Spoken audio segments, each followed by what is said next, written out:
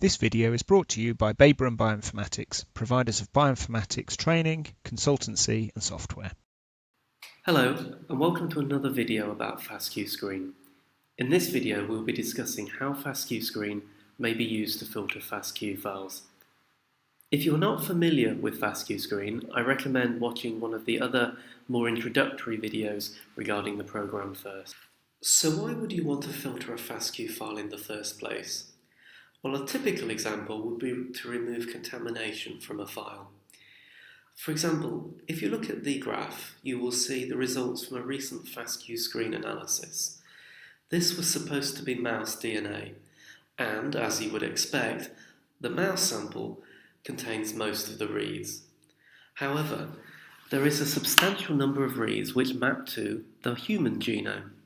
Moreover, they map only to the human genome, and none of the other genomes being analysed. This strongly suggests that the sample is contaminated with human DNA. Before analysing this data further, it may be prudent to remove reads which are putatively derived from a human sample.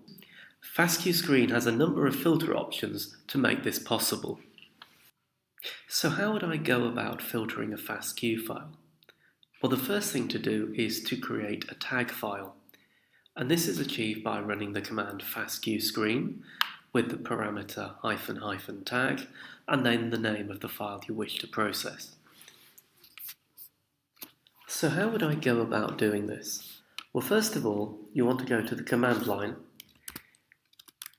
like so, and there is the file that I wish to process, the example sample.fastq. I type in the command FastQ Screen -- tag and then the name of the file I wish to process and click enter. And what this is doing is it's mapping the dataset in the usual way, so it's taking the genomes of interest from the config file and it's now mapping against all the relevant databases.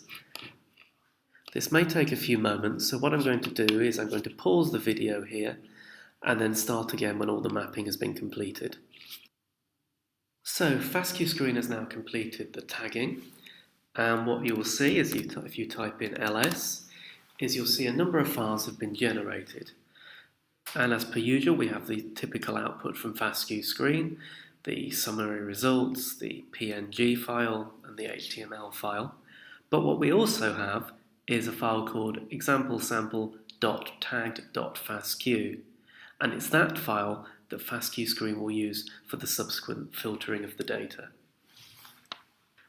So what exactly does the tag command do? Well, quite simply, it instructs FastQ Screen to not only map the data and present the summary results as it usually does, but it also instructs FastQ Screen to present a tag file. This is a special edited FastQ file which contains details about which genome a given read mapped. Here you can see the first two reads from a tagged FastQ file. As the standard format dictates, each read comprises 4 lines. That is a header line, a sequence line, a plus, followed by a quality score line. And in this tagged FastQ file, you can see a tag in the header of each read. Here, FastQ Screen tag, and here, FastQ Screen tag. The first line in a tagged file is different from all the others because it includes the genomes against which the file was mapped. In this case, it's human, mouse, E. coli, phi-X, and adapters. After the list of genomes, you can see a series of numbers. Here we see several zeros, and in the next read in the file, we see several zeros preceded by a 1. And every read in the FastQ file will have a similar tag. So what do these numbers mean?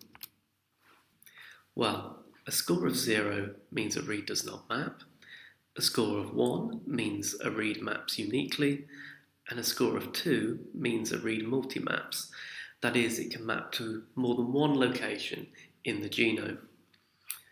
So to go back to that first read again, since all these values are 0, it means that this read, the first read in the file, did not map to any of these genomes. If we look at the second tag, we see we have a score of 1 followed by a series of zeros.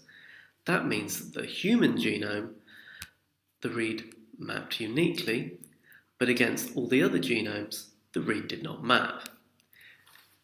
And because we have a FastQ file in which each of the reads are tagged, we can now go on and filter this file in any way we like. So how do we filter the tagged file we have created?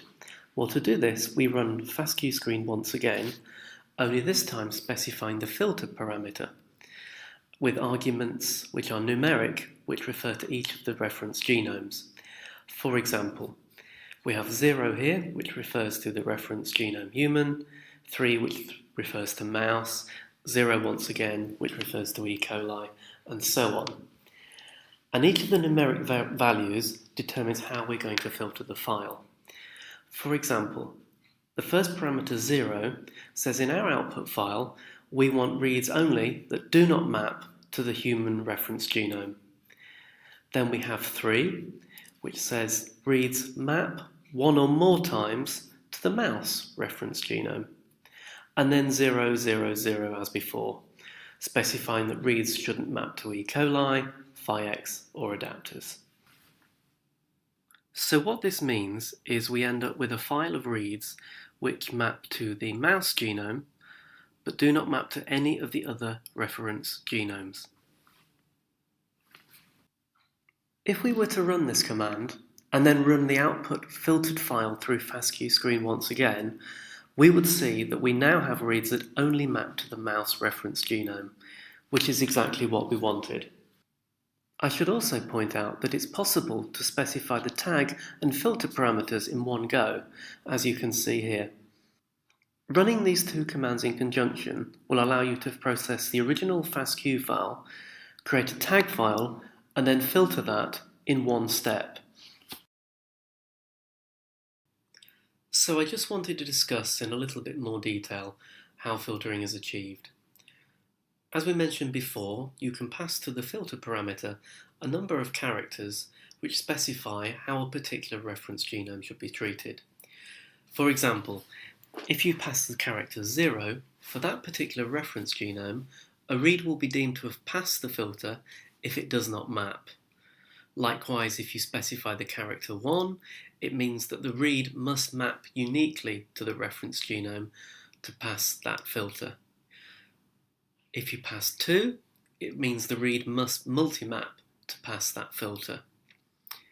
You can also specify the number 3 to the filter parameter, and this means that the read only has to map at all to pass the filter, i.e. it can either multi-map or map uniquely.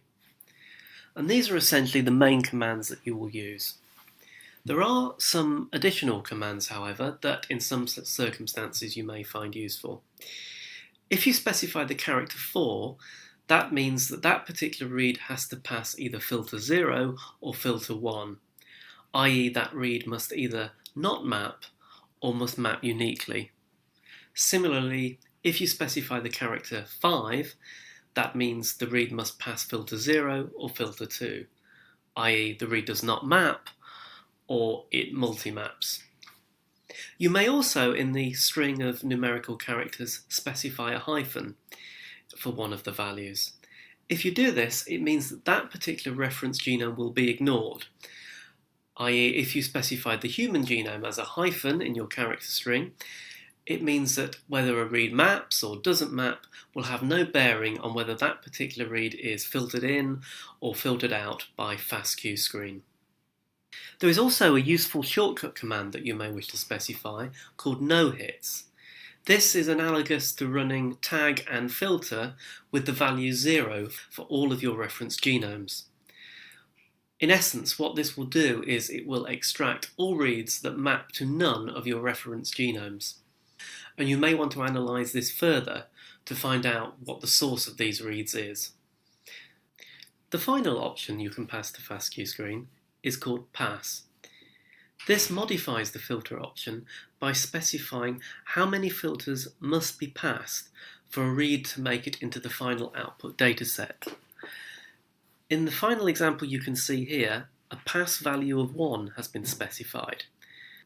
This means that a given read no longer has to pass filter 5 for all of the reference genomes. Instead, it will only have to pass filter 5 for one of the reference genomes. By using all these filters and options in conjunction with one another, you should be able to filter your dataset in any way you require and extract the reads that you need to continue your analysis. I hope this tutorial was informative and answered any queries you may have regarding filtering data using FastQ Screen. Should you need more assistance, however, please feel free to email stephen.wingett@babraham.ac.uk. Thank you. This video is brought to you by Babraham Bioinformatics, providers of bioinformatics training, consultancy and software.